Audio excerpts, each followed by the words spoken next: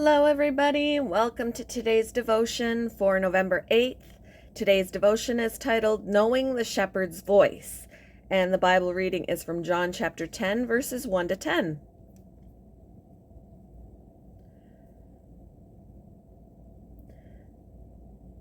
Very truly, I tell you, Pharisees, anyone who does not enter the sheep pen by the gate, but climbs in by some other way, is a thief and a robber. The one who enters by the gate is the shepherd of the sheep. The gatekeeper opens the gate for him, and the sheep listen to his voice. He calls his own sheep by name and leads them out. When he has brought out all his own, he goes on ahead of them, and his sheep follow him because they know his voice. But they will never follow a stranger. In fact, they will run away from him because they do not recognize a stranger's voice. Jesus used this figure of speech, but the Pharisees did not understand what he was telling them.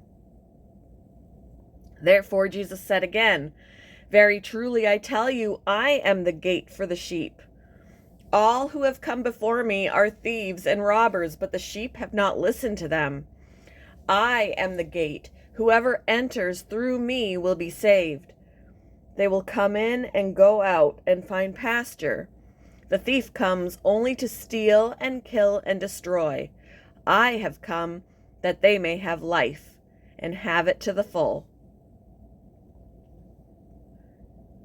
When I was a boy living on a ranch in Tennessee, I spent glorious afternoons roaming with my best friend. We'd hike into the woods, ride ponies, visit the rodeo arena, and venture into the barn to watch the cowboys work the horses. But whenever I heard my dad's whistle, that clear sound slicing through the wind and all the other clatter, I'd immediately drop what I was doing and head home.